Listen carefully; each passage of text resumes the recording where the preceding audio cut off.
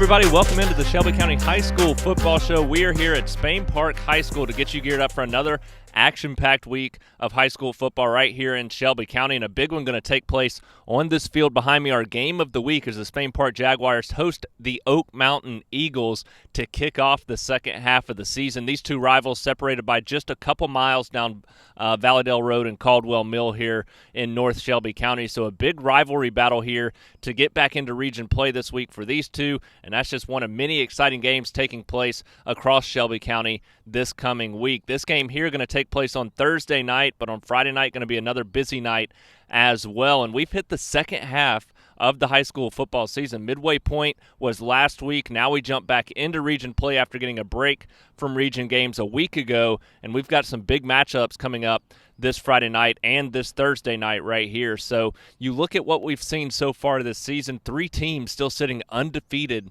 on the year. The Thompson Warriors, Briarwood Lions, and Helena Huskies all sitting at 6-0 on the season to this point. So incredible starts for those schools. We've got several still above 500, several battling for a playoff spot or home field advantage in the postseason. Those three teams that I just mentioned, obviously a strong shot at winning a region championship as well. So we've got a lot to touch on, a lot of big games coming up this Friday. We're going to take you back through what we saw last Friday in a break from region play, some big wins, especially for the Helena Huskies. So we'll talk about all of those games that we saw last week, give you a quick look ahead of what's coming up this Friday night in these big region games as well. We've hit the homeward stretch, and from here on in, it's basically win or go home at this point as you battle for a playoff seeding as well as a position to really gain some confidence going into the postseason. So each week means a ton the rest of the way. We're going to talk about all of our games, name our SCR Stars of the week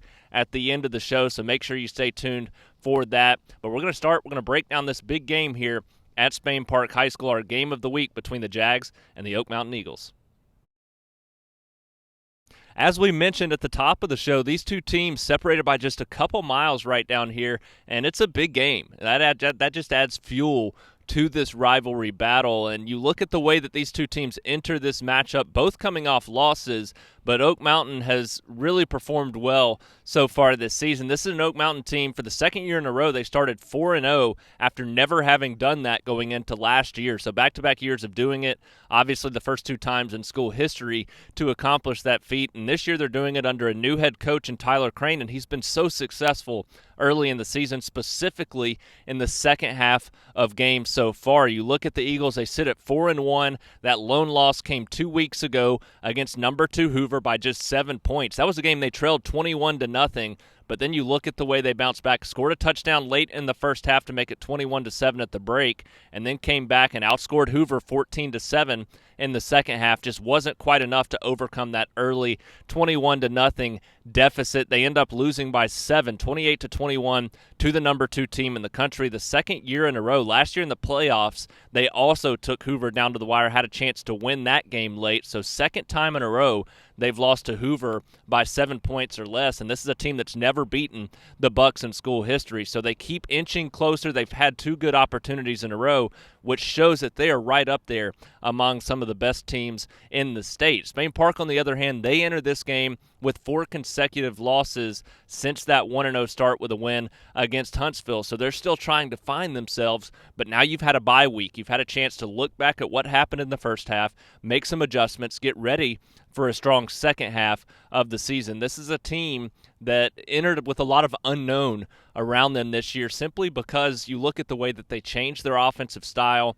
We knew that they were going to need to improve on the defensive side, and it's been a struggle to get that done so far. So the big key is, can they turn all of that around, put it together in the bye week, watch film, figure out what they need to do to adjust, and then get to where they need to be this week, because they still have opportunities ahead to pick up some big wins. And you look right now, Oak Mountain, still a strong chance. They still have an average chance to gain home field advantage in the playoffs. Obviously would have to win out and hope Hoover loses a couple of games, which is still very likely with the schedules in Class 7A Region 3, but the Eagles at least battling for a 3 or a 4 seed going into the postseason. If they want that, they have to win this football game. For the Spain Park Jaguars, still an outside shot to get into the playoffs. They're likely going to need to win 2 of their final 3 region games most likely going to need to win all 3 of those, and that's going to start this Friday night against Oak Mountain. Oak Mountain looks to be that team behind Thompson, Hoover, and Hewitt-Trussville that's battling for that 4th spot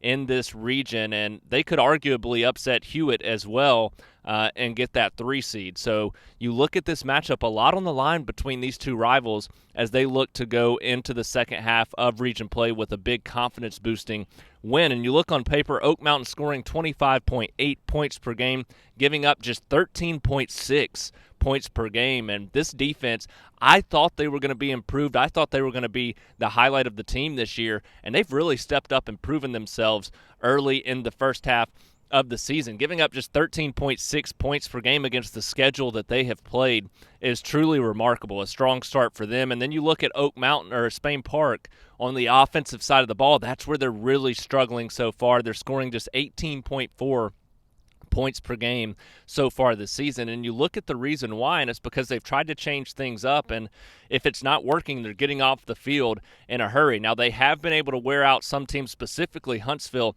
in the first half. They went into the third quarter, midway through the third quarter, tied with Hewitt-Trussville 17-17, ultimately just couldn't finish that game off. But this is a team that has shown some positive signs on both sides of the ball, but when you're scoring just 18.4 and giving up 34.2 points per game, that's just going to be difficult to overcome. What you hope is that the bye week helped you figure out some things that can make a difference in this game. This is a rivalry matchup. You know that this team wants to win this football game, so you hope that in that bye week they've been able to watch some film, make some adjustments, and they'll be fresh and ready to go on Thursday night against Oak Mountain. That said, that's a tough leap to overcome. You look at Oak Mountain's offense, they really haven't been great this season. Evan Smith's been making some incredible plays as usual, but Tyler Crane wants them to be able to do more than what they've been able to do on that side of the ball. But from a defensive standpoint, this team has been playing lights-out football, and they get better as the game goes along. Playing some of these physical teams, looking at Hoover specifically, for them to play better defensively in the second half than they did in the first half, that speaks volumes to just where this program is on the defensive side of the football, and I think that could be what makes a key. This team's played so well in the second half of football games. Oak Mountain outscoring opponents 92-13 in the second half of games so far, and they sit at 4-1 on the season because of that, and almost took down Hoover a couple weeks ago. Could very easily be 5-0 at this point with some better starts, and that's got to be key. If they can get off to a good start on Thursday night, I expect them to gain even more confidence and be in a great position to pull off this win. But nonetheless, if they go in up by 1 touchdown, tied, down by a touchdown, you still feel confident that this team can come out in the second half and make plays, whereas Spain Park's really struggled in the second half of games so far, specifically on the defensive side of the football, mainly because the defense has been playing so much this year. So we'll see if they have any adjustments, if Spain Park's learned anything that they can fix up coming off of the bye week. Both these teams, though, coming off byes, I expect you'll see their best efforts since week 1. They're going to feel refreshed, rejuvenated, and ready to go, which should create a lot of fun and a great atmosphere out here at Jaguar Stadium between these two rivals. Can't wait. I'll be here Thursday night covering this game. Going to be a lot of fun to watch these two play on the football field right here behind me. Well, the jokes are coming out now. People starting to make jokes about Thompson competing against college teams, the We Want Bama chants, and rightfully so. This is a team that's earned that respect with the way they've played so far this season. Now, I'm not saying they can go out and beat a college football team. That's ludicrous to say of any high school football team. But this team is arguably one of the top 5 teams in the country and easily the top team in the state. And we've seen that the last couple weeks, a team that didn't play a ton of tough talent early in the season, but the last 2 weeks we've seen what they can do against top 5 teams in 6A and in 7A. Hewitt-Trussville, they win that game 42-9 against the number 4 team in Class 7A, a state title contender in their own classification and region, and they win that one handily. And then last week against what I think could be the best defense that Thompson plays all year, the Warriors were able to pull off a 51-0 shutout against 6A number 4 Mountain Brook. And they just continue to roll on both sides of the football. You look so far this season, Thompson's outscored opponents by a combined score of 310-12. through 6 games, 6-0 now. They've given up just 12 points. 4 of their 6 games, they've posted shutouts on the defensive side of the ball. 4 of their 6 games, they've scored 51 or more points. And in every game, they've scored 42 or more points so far this season. The defense is yet to give up double digits. They've only given up 1 touchdown on the season, and those 9 points to Hewitt-Trussville. Outside of that, 2 field goals, 1 to Spain Park, 1 to Hewitt-Trussville. The rest of their games have been shutouts. So you look at the way they're playing, and the defense gets so much credit, and rightfully so. This is a defense that's on a historic mark. You look at what they're giving up points per game wise so far this season, just 2 points per game that they're averaging on the defensive side of the football. That's remarkable stuff. But then you look at the offense, and it's easy to be successful on the offensive side of the football when you've got a defense that's going to back you up no matter what happens out there. But the offense has gone out and taken care of business. Like I said last week, I think Mountain Brook arguably will give the toughest test when it comes to defense this year. I think that was the most challenging defense that they will face. I do think Hoover obviously will present challenges, and I think some other 7A teams are going to present some stuff, Oak Mountain down the line, that will challenge Thompson. But that was a very physical and good Mountain Brook defense that's played some decent talent so far this year, and they were only giving up 3.4 points per game going into that football game, and Thompson racked up 51. So you look at the Warriors on the offensive side of the football now, they're averaging 51.7 points per game, and that's just remarkable stuff. The way that they're playing on both sides of the football, historic marks on each side. Now the big key, we saw this last year, not quite to the level that they're playing this year, but Thompson rolled past most teams a season ago, won every game by double digits, and then they get to the state championship, and they just didn't look right. They struggled in that state championship game, had to pull off the miracle to beat Auburn down there in the state championship game last year. So your big key this year is to continue to focus week in and week out so you can improve, and that's going to be key this week. You get a Vestavia Hills team that you know you're better than, that you know you should beat. So the big key is to go into this week with a fresh focus and really kind of shift into what can we do to improve to become the best that we can become. And that's going to be a key for the Warriors this week, but they're taking on a Vestavia team that's really struggled to score points so far this season. They've scored 14 or less in 4 of their 5 games and 7 or less in 3 of their 5 games. They also lost to Mountain Brook 33-3 earlier this season. Thompson, obviously, we just said it. They won against Mountain Brook 51-0. Now, the Rebels are coming off a bye week, hoping that can kind of help them figure out something that they've seen on tape to really work hard at over the last 2 weeks to prepare for this matchup. But at the end of the day, that may give you an advantage as far as scoring a touchdown, putting some points on the board. But I don't think that's nearly enough to overcome what we've seen from Thompson so far this season. Vestavia sitting at 1-4, struggling to score on the offensive side, going up against arguably the best defense in the state. I think the Warriors are going to roll to 7-0. Don't be surprised if you're looking at the 5th shutout of the season at the end of Friday night. That's not the main focus of the team. The main focus is to improve and become the best they can. But if they have their full focus on this football game, there's no reason that they can't post their 5th shutout of the season, continue to improve on the defensive side of the football. I expect the Thompson Warriors to roll. I expect them to be sitting at 7-0 at the end of Friday night.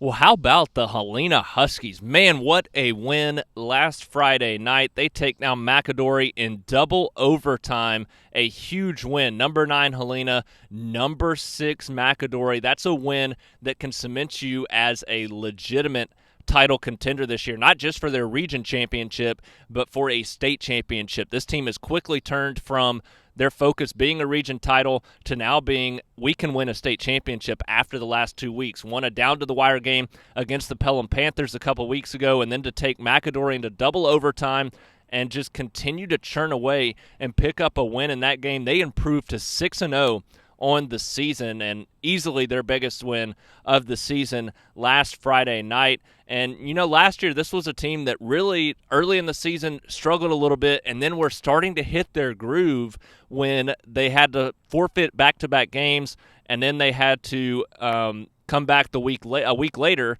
after those two forfeits. They were ready to roll, and then Chilton County forfeited against them. So 3 consecutive weeks that they were off the football field, not able to play a football game.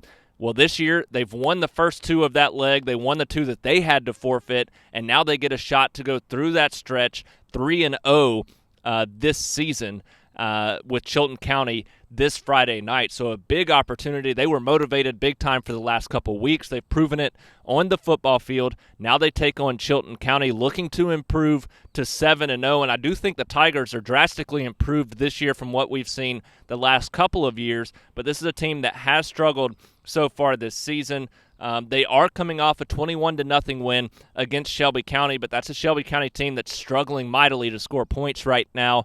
And Chilton County, their defense really played well in that game, but has struggled at times so far this season as well. You look so far, Helena's defense, despite the last couple of weeks giving up 34 and 35 to Pelham and McAdory, it's a very physical and good defense that's still just giving up 15.5 points per game. On the offensive side, the Huskies scoring 35.3 points per game, and Jordan Washington's been a monster the last couple of weeks. Big-time games against both Pelham and McAdory, arguably one of the best players in the state the last couple of weeks. Joseph Roberto also playing good. He's playing really on both sides of the ball. When they need him, he can make big plays out of the Wildcat at running back, and then he can also come in and make some big plays at the linebacker position, which is where he's kind of flourished the last couple of years. But last week had the game-winning touchdown in double overtime to get the Huskies that win against McAdory. So this team's so balanced. The defense, we know is physical. We know how talented they are. The offense really, really has improved. You look early in the season, Mac Turner and J.C. Sibley were kind of the highlights. Jordan Washington in the running game still coming along. The offensive line still improving. Now Washington's found his own. Turner and Sibley, both still very talented players that can make big plays in the passing game, and that offensive line is drastically better than when it started the season. This is a Helena team that's scary because they're 6-0 right now, but they're improving each and every week. I don't think that they've played their complete best game on both sides of the ball together yet this season, and that's what's scary. This is a team that still has so much potential left going forward. And they're taking on a Chilton County team. This team is scoring 16.2 points per game. Their defense has played well, like I said a little bit earlier, giving up just 19.2 points per game, but they haven't faced an offense like Helena that's going to just wear you down and then really try to punch you in the mouth in the second half to pull away. They also haven't faced a defense like the Huskies yet, and I think that's the key. A Chilton County offense that's really struggled this year, like I said, scoring just 16.2 points per game, and you've got a Helena defense that's as physical and as talented as they come. I think that's the difference. I think Helena could have a little bit of a slow start, a little bit of a hangover after the last couple of weeks. 2 big wins down to the wire that they've got to refocus and reshift their attention to another week. I think that could cause them to be a little bit slow out of the gate this week, but I still think they're the more talented team, and I think that defense is going to keep Chilton County at bay in this game. I expect Helena to pull away. They're going to be sitting at 7-0 at the end of Friday night. That's a remarkable feat for this team. If they stay focused, they pick up that win on Friday, the sky's the limit this season for the Helena Huskies. We'll see how they handle that pressure and if they can continue to focus on business each and every week, because that's the big key at this point. You look at the way they've played so far this season, shifting that focus each and every week, no matter who you beat and who you have coming up. That's the big key. They've got to take Chilton County seriously. We'll see how they handle that if they're ready to go on Friday in this matchup. You may look at Shades Valley record and say they're 1-4. Briarwood's sitting at 6-0. This is a team that Briarwood should easily handle, the number 3 team in the state and one of the best teams in the 6A classification. But not so fast. This is a Shades Valley team that has played well in region play, and they've played one of the most difficult schedules of the season so far. They've played literally the top 4. After this Friday night, they will have played all of the top 4 teams in the 6A classification through their first 6 games. So 4 of the first 6 games against the top 4 teams in their classification after this Friday night. So they've played a difficult schedule, and they've won 1 game so far this season. But you look at the way that this game should unfold. Briarwood should be able to pull away. They should be able to pick up a big win in this matchup. But at the end of the night, this is a Shades Valley team that is very battle-tested going into this matchup. So how will that play a factor in this game? That could be key for Briarwood and how they come out and respond this week as well. For the Lions, you look at so far, I mean, they've been one of the better teams in the state so far this season, but the last few weeks it hasn't been as pretty. The first 2 games of the season, they looked dominant, and then defense started to shift a little bit. Offense still continued to play well. Then one game played well for a half, started to play poor in the third quarter, and then played well again in the fourth quarter. So the inconsistencies have been there slightly for Briarwood if you want to nitpick at anything. But this team so far this season, the way they've played on the offensive side of the football, you look at how they've performed so far this season. They've scored 38 or more in every game. Obviously, that 4-week stretch where they scored 42 in each of those games, 41 in their opener, 38 last week. So this is a team that's playing well, averaging 41.2 points per game on the offensive side of the football. And the defense has been a little bit inconsistent at times, but it's a team that really lost 90% of its defensive talent from last year, and they're continuing to learn some lessons, make some adjustments on that side of the ball. And at the end of the day, it's a defense that's still giving up just 19.2 points per game, and they've played some tough teams so far this season. So it's a defense that's improving and is still playing well, despite some adjustments that they've had to make and a lot of the talent that they had to replace from last year's team. At the end of the day, you look at this matchup, Briarwood, like we said, they're scoring more than 40 points per game, giving up less than 20. You look on the other side of this matchup, Shades Valley has struggled on both sides of the ball. They're scoring just 8.2 points per game, giving up 34.6 points per game. So while they have played a difficult schedule, this is another difficult team, so they haven't been able to take care of business against the best teams they've faced this year.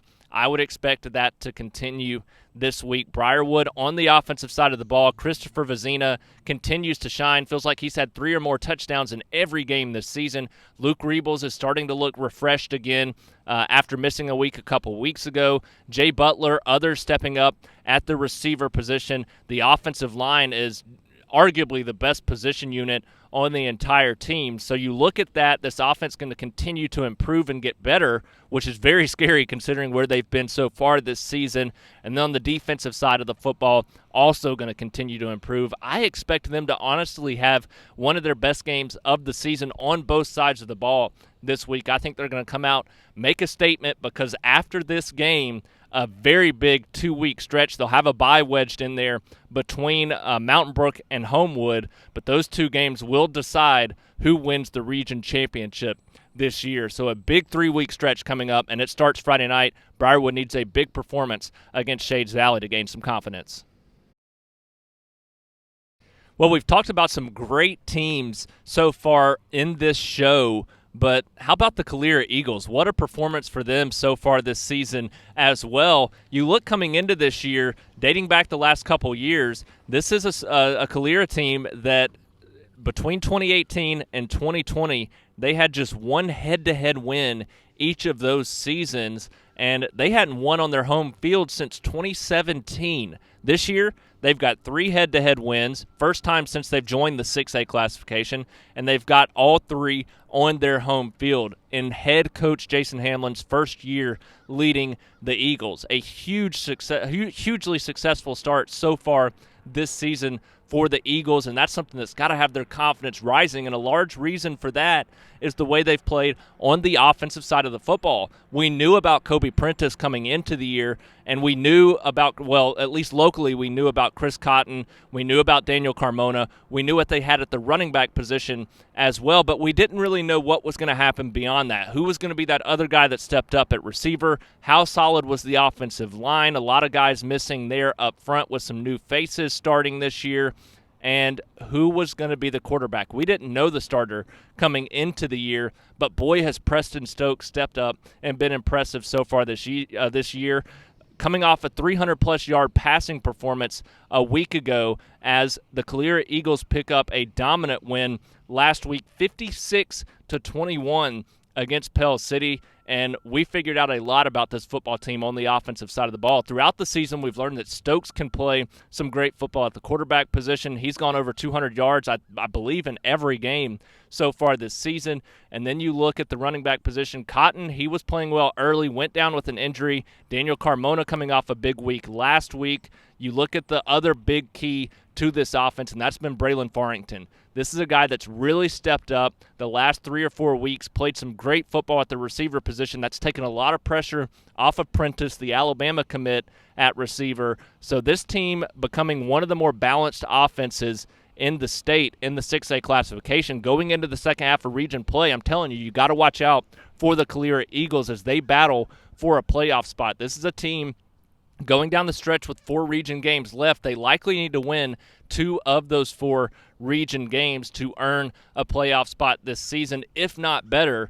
And one of those big key matchups is going to take place this Friday night against Stanhope Elmore. So far, both of these teams playing some similar football.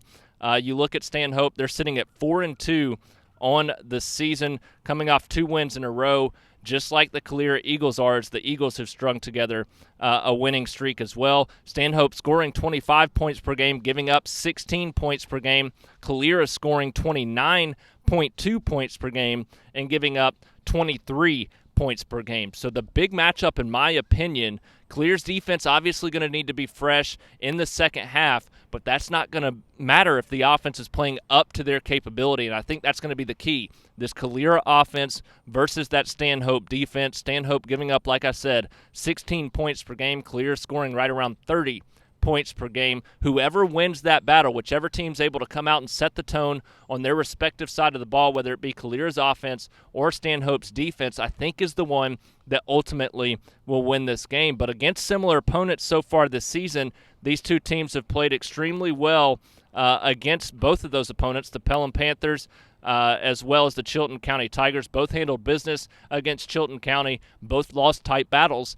against Pelham. I think this is set up to be one of the best games this week as both of these teams look to gain some confidence here for a strong second half push. The winner of this one, strong chance they get that 3 or 4 seed going into the playoffs, likely the 4th seed. The loser really going to have to do some work the rest of the way. That would put them in the position of probably needing to win out to earn a playoff spot. I think Calera is going to know that. I think this offense is going to come out and play extremely well. The key is going to be late in this game, can their defense step up and make some big plays, because it's going to be a tight one. They can do that like they did in their opener. They were battle-tested from the start against Demopolis, made some huge plays in the final quarter to win that game for the first time in school history. Learn from that. Use that as fuel. That gives you a strong chance against Stanhope this Friday night. A huge game between these two teams. Another big game in that same exact region, the Pelham Panthers, they're going to play host to Wetumpka this Friday night, and the Panthers need a huge bounce-back win this week. No time to sulk. They still have everything that they want in front of them. They know that they can still earn home field advantage if they can win the rest of their region games, and this might be their final true test, as they should be favored the next couple of weeks. But this one going to be a difficult battle for the Panthers, coming off 2 losses in a row by 3 points. As you look at that Helena loss 2 weeks ago, obviously the Chelsea loss last week, and there's just been some inconsistencies there, which has been the key for the Panthers in those 2 losses. The offense struggling at times and then bounces back and looks like one of the best offenses in the county. The defense playing well at times and then tends to struggle at other times. So if they can find that consistency, that's going to be the key in this game. You've got to realize this week in practice, when you're watching film, that this game could determine your playoff seeding at the end of the year. So a huge matchup for Pelham this Friday night. And you look at the way these two teams have played, both sitting at 3-3 overall this season. So they're very evenly matched. The Pelham Panthers scoring 25.3 points per game, giving up 23 points per game. Wetumpka, they're averaging 17.2 points per game, giving up 17.8 points per game. So you look at that, Pelham's got a slight edge on the offensive side. Wetumpka on paper has an edge on the defensive side. Now I'm here to tell you Pelham's defense is very good this season. They've played a little bit inconsistent at times, especially the last couple of weeks, but this is a defense that has a ton of experience back from last year. It's a defense that's played against some of these similar opponents.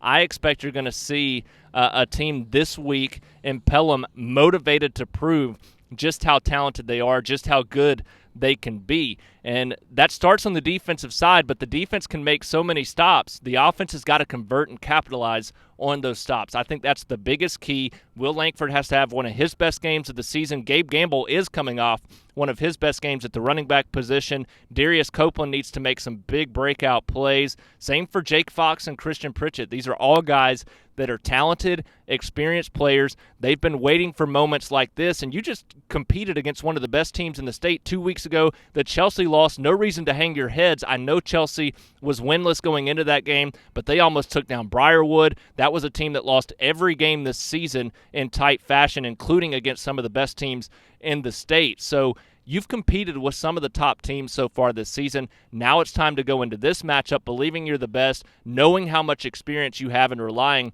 on that experience on your home field this Friday night. This is a must-win for the Pelham Panthers to gain home field advantage into the playoffs this year. I think they know it. I think they're going to practice like it this week, and I think they're going to come out and play like it on Friday night, pick up a big, big win. It's a must-win when it comes to that home field advantage. They still likely will make the playoffs even if they lose this game, but they know what's at stake. They want this game badly. It's going to be a lot of fun. These two very good football teams, records probably not indicating how good they are at 3-3. I think both are better than 500 teams, so we'll see how it unfolds on the field. Going to be a lot of fun to watch these two teams battle it out. Well, the Chelsea Hornets finally did it last Friday night, a complete game. They found a way to take down the Pelham Panthers 31-28, a thrilling matchup there between those two county foes. Chelsea comes out on top after being so close so many times this year. In the fourth quarter, they finally close out a game, pick up their first win of the season. And that could be really the tipping point that sends this team on a run to the playoffs. You look so far this season, Chelsea sitting at 1-4 overall on the season, but their record really doesn't indicate how talented they are, how improved they are from last year's team. You look at this Chelsea team, and they've been in every loss. And I saw somebody comment on the football video Friday night live from Chelsea before that game when I said that they arguably could have beaten Oak Mountain. They lose that game 46-19, so it looks like a rout on paper. That game was tied 13-13 at the half, and Chelsea just didn't come out in the third quarter awake at all. If they come out and start that third quarter with a touchdown rather than giving up 3 touchdowns in 4 plays, then you're looking at a Chelsea team that's at least in that game with a chance to win in the fourth quarter. You don't know what's going to happen. They had their morale go down quickly there in the third quarter of that game, in the first game of the season, hadn't faced any adversity yet. That was a team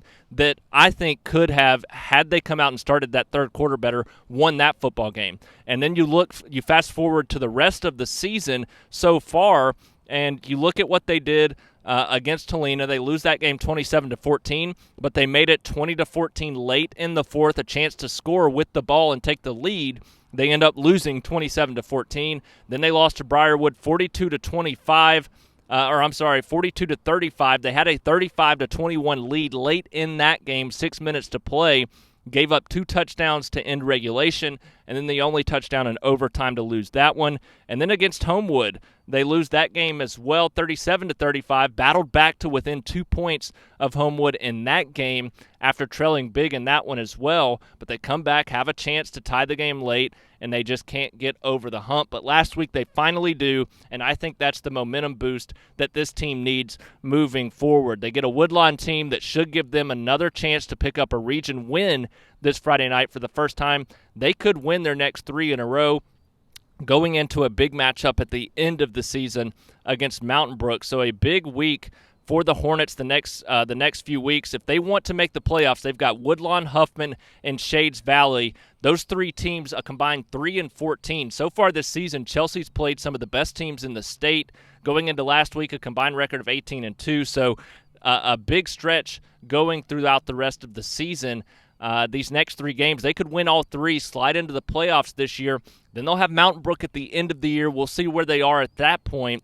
That could become a big game that determines whether they make the playoffs or not. But the next 3 weeks give them a strong chance to do so, and that starts against Woodlawn this Friday night. But the way that Chelsea's playing right now on the offensive side of the football, they're taking on a Woodlawn team that's 1-5, giving up 39.5 points per game and scoring just 14.2 points per game. And you look at the way that Chelsea's played so far this season, the offense playing lights out right now. Hayden Garrison stepping up big time. They've got about 3 running backs now that can make plays in the running game. Cooper Griffin and Thomas Simpson have been outstanding as well. I think at the end of the night, I do think Woodlawn is improved this year. They're not the same easy win where you're just going to roll out there and pick up a dominant victory. But at the end of the night, Chelsea's offense is going to be a lot better. And the defense has a chance to make some improvements. I think Woodlawn will score some points in this game, but Chelsea's offense should be able to get easily into the 30s, if not the 40s, and pick up at least a 3-score win, in my opinion, in this matchup. So a big one for the Hornets this Friday night as they look to kick off that 3-game stretch with a win. Well, it's been a tough 3-week stretch for the Shelby County offense the last few weeks. It's led to 2 consecutive losses. They were able to win 3 weeks ago, 11-8 against Selma. But you look the last 3 weeks at what the offense has done. They've scored 11, 7, and 0, respectively, each of the last 3 weeks for a combined score of 74-7. That's how bad they've been outscored the last couple of weeks. So a big stretch now coming up for the Wildcats. Coming off a 21-0 loss to Chilton County last week, you look at what they have ahead. They've got a chance to win out the rest of the way, and if they do that, if they can win their next few region games, this is a team that will earn home field advantage going into the playoffs. That's something that has to be a driver and a motivation factor for the Wildcats, a team that hadn't made the playoffs since 2009 going into last year. They were able to slip in as the 4 seed a season ago, probably were a better football team than that last year. This year, I think they're about a 3 to 4 seed as well, so you could exceed expectations if you're able to win out. And a big one this Friday night against Central Tuscaloosa, a team that's 2-3 on the season, scoring 21.2 points per game and giving up 14.8 points per game. You look at the Wildcats in a situation where the offense is struggling right now. They're going to have to step up in a big way against a defense that's only giving up 14.8 points per game. Now, I do think the defense for Shelby County has improved since the start of the season. We saw it against Selma 3 weeks ago. Now they have a chance to prove themselves again in this one. I think this is going to be a low-scoring battle similar to that Selma game. Maybe not 11-8, maybe more like 20-17 or something in that range. So Shelby County's defense has to come out and set the tone. But the key in this game, if the offense doesn't find a way to improve, it's going to be difficult for the Wildcats to find the plays to get over the hump in this matchup. So the offense is going to have a good week of practice, go in with a good game plan. That will determine whether or not they're able to win this football game. And it's a big one for the Wildcats. If they can win this one, like I said, I think it gets a little bit easier from here on out as well. This one, though, could go down to the wire. A big, big opportunity for the Wildcats the rest of the way as they look to battle for home field advantage. If they can get off to a fast start, get a 14-0 lead, get at least a 1-score lead going into the half, you got to feel good about their chances going into the second half. I think that's going to be a tight battle between Central Tuscaloosa and Shelby County. This game has become very intriguing between Montevallo and West Blockton. West Blockton sitting at 5-0 on the season now. You look at Montevallo, they're 3-2, coming off a big win against Wilcox Central, 49-8. A big bounce-back win for the Bulldogs after those 2 consecutive losses to American Christian and Bibb County, the 2 toughest teams on their schedule. So a difficult 2-week stretch there that put their record at 500, 2-2 on the season, but a big way to bounce back against a Wilcox Central team that they should have handled business against, and they did just that in that 49-8 win. You look at Montevallo now, they're scoring 28.6 points per game and giving up 22 8.8 points per game. So this defense has been really the highlight this year. This is a team that's improved despite those back-to-back losses to American Christian and Bibb County. The defense looked better in those games, and the Bulldogs were sitting at 2-2 through their first 4 games instead of 0-4. So a drastic difference from where they were a season ago to where they were this year after those first 4. Now have improved to 3-2, an even better situation than they were in last week at 1-4 to this point in the season. So Montevallo, a great chance the rest of the way. They've shown improvement so far this season. They're going to look to battle for that 3 seed again in the playoffs this year. Hope that American Christian or Bibb County will drop a couple so they can obviously get home field advantage in the playoffs. But right now the focus is really on attaining and shifting into this week's matchup and handling your business against West Blockton, because West Blockton, a team, like I said, sitting at 5-0. They've shown some promising signs. They're scoring 48 points per game and giving up just 21 points per game so far this season. Their offense has scored 43, 43, 67, and 49 so far this season in multiple games where they've scored 40-plus this season. So a strong showing from West Blockton's offense, and the defense has given up 25 or less in every game so far as well. So you look at that, and on paper you say, well, West Blockton's the better team. They're sitting at 5-0. They're playing better on both sides of the ball, but they have not played either American Christian or Bibb County, which has kind of skewed those numbers there for the Bulldogs as well. So I do think that makes a drastic difference. We saw this game last year. It was a tight battle that went down to the wire. Montevallo wins 29-28, and that likely was the difference in them getting into the playoffs at the end of the year. So we know what this game can mean. Montevallo's going to have to come out ready to roll, and I think the biggest key here, Joseph Anderson got back to his typical ways in that win against Wilcox Central, more than 200 yards rushing, but more importantly, Kyle Cottingham stepped up. He played his best game of the season, struggled with some injuries early in the season, which kind of kept him from gaining confidence and experience there at the quarterback position. His first year sliding into that position for the Bulldogs as an all-state defensive back last year. He's now stepped in. He's made some big plays. He was really good in that win against Wilcox Central to gain some confidence, and I think that could be key. They've needed that next guy to step up in addition to Joseph Anderson, and he's shown he can do it now. Now it's about doing it on a consistent basis in a tight game like this one could be. In addition to that, I think Montevallo's defense drastically better than what it was a season ago. I think this Montevallo team's going to come out, coming off a bye week. They're going to be ready to roll in this matchup. They know how close it was last year. They don't want to make it that close this year. This is a team that has huge goals, the second year under head coach Blake Boren, and you've kind of seen them improve every step of the way since he got there. I think you're going to see that improvement this week. I think they're going to put together arguably their best performance of the season on both sides of the ball this week. That may not mean they win by the biggest margin. I just think that it's going to make this a much better performance than we saw from them last year in this football game, and it's a key one. Like I said, this could come down to determining whether they can get into the playoffs at the end of the year, and especially whether they get a 3 or a 4 seed in the playoffs. So a big one for the Bulldogs Friday night as they play host to West Blockton. We'll see how that one unfolds on the field. I expect it to be a tight battle for a while, and then at the end of the night, I think Joseph Anderson eventually becomes too much in a win for the Bulldogs.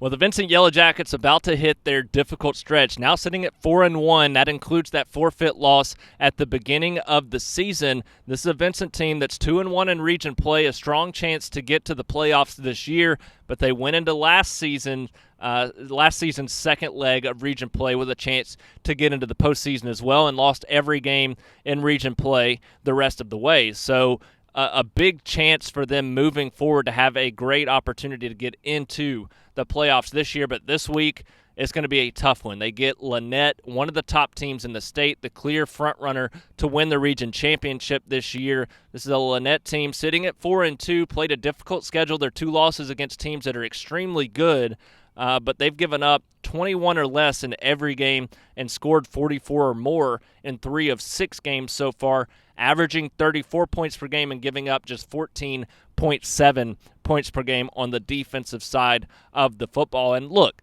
Vincent's defense is arguably the best it's been in years. This is a defense that's playing great football this year. I've been so impressed by the way they've played on that side of the football.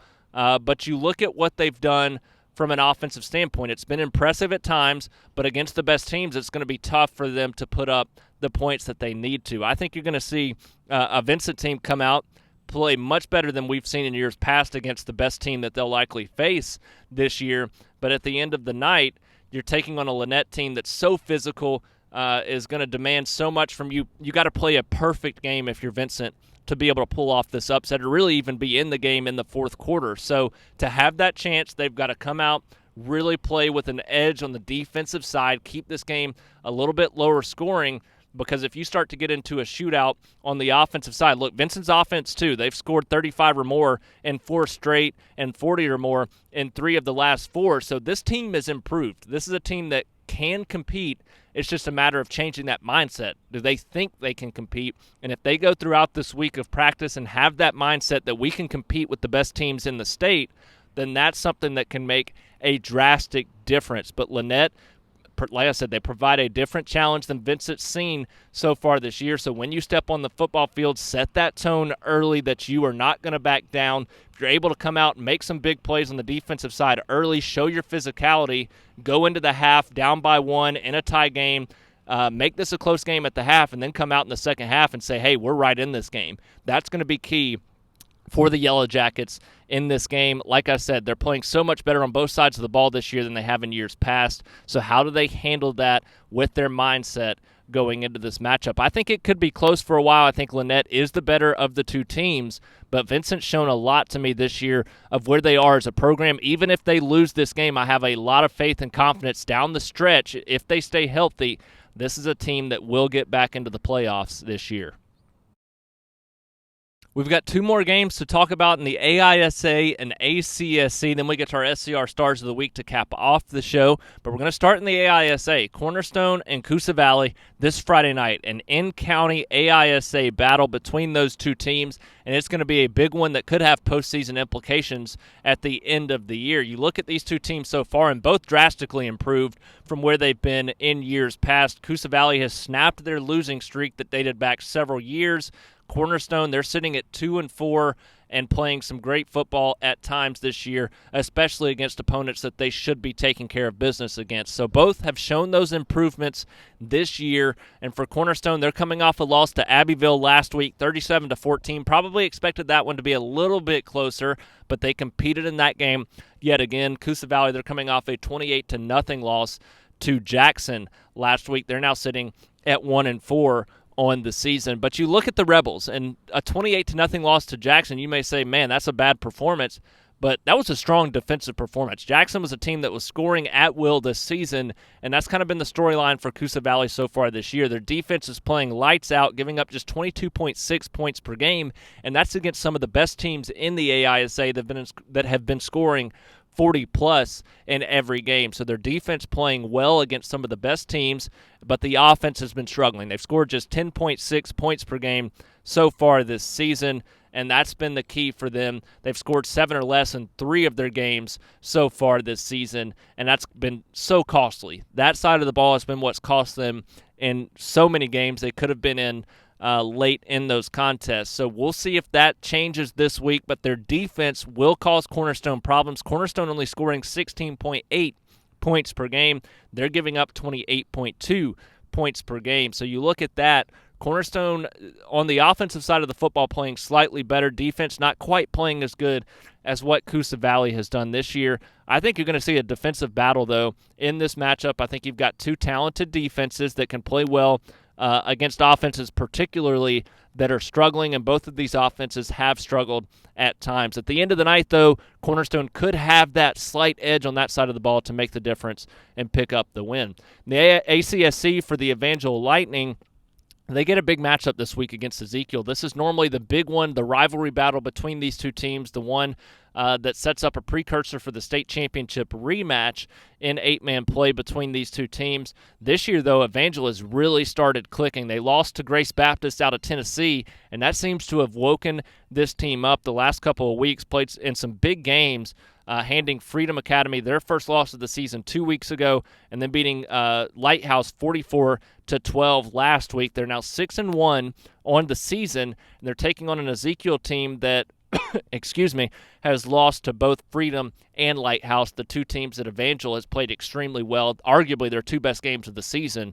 against the last couple of weeks. So I think Evangel does have the upper hand this year. They seem to be the favorite now in the ACSC again this year after not getting a chance to play for that title last year. Did win the national championship last year, got some redemption against Ezekiel. I expect Evangel to come out this Friday night, pick up another big win, cement themselves as the state favorite in the ACSC. Well, that takes us to our SCR Stars of the Week segment, and we've got some big performances to talk about yet again this week, as we do every week. And despite it being a non-region week last week, there were some incredible performances, and we start in the 7A classification with the Thompson Warriors. Connor Harrell, another big game from him at the quarterback position, and really just run-of-the-mill. He's just kind of having to manage things at this point, not really having to do anything spectacular because everybody's playing so well on both sides of the ball. They're not having to play a complete four quarters in most games so far this season. They have at times, but he's doing exactly what he needs to going into the next stretch of region play. He went 15 of 24, 216 yards, and 2 touchdowns passing. Also had a rushing touchdown of 40 yards in that game as well. So 3 total TDs for him. Justin Pegues has really stepped up. He is, like I said last week, arguably one of the most underrated players in the state right now. He had 145 yards receiving on 4 receptions with 1 touchdown. He's led the team in rushing, receiving. He's a punt returner and a kick returner that can take it to the house as well. So a great season for Pegues so far, and another big performance last week in that win against Mountain Brook. The Thompson defense posted their 4th shutout in 6 games last week. Peter Woods, 5.5 tackles, 2 for loss, 1 sack. Jeremiah Alexander, 4.5 tackles and 1 for loss. And then you look at the secondary, Traquan Fagans and Amon Lane, both with an interception in that game as well. The defense playing lights out right now, giving up just 2 points per game and only 1 touchdown through their first 6 games of the season. For the Helena Huskies, man, Jordan Washington has come along so far this season, really just improved each and every week of the season as a young playmaker there at the running back position for the Huskies.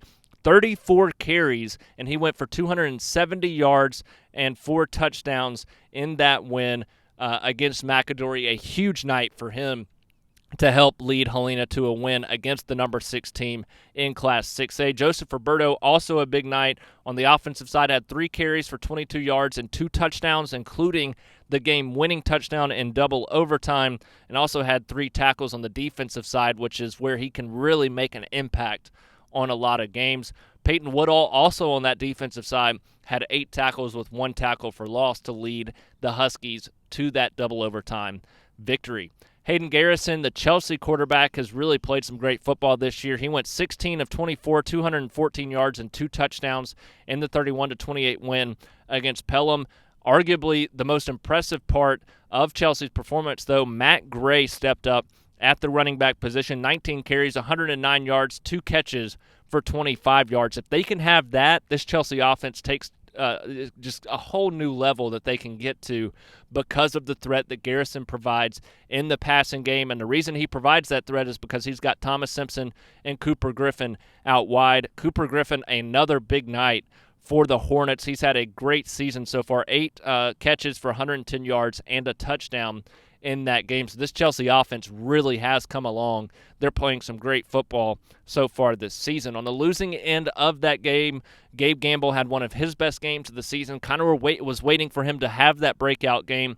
He had 19 carries, 140 yards, and a touchdown in that 31-28 loss. Started out really strong in that game. We'll see if he can carry that over into a big one against Wetumpka.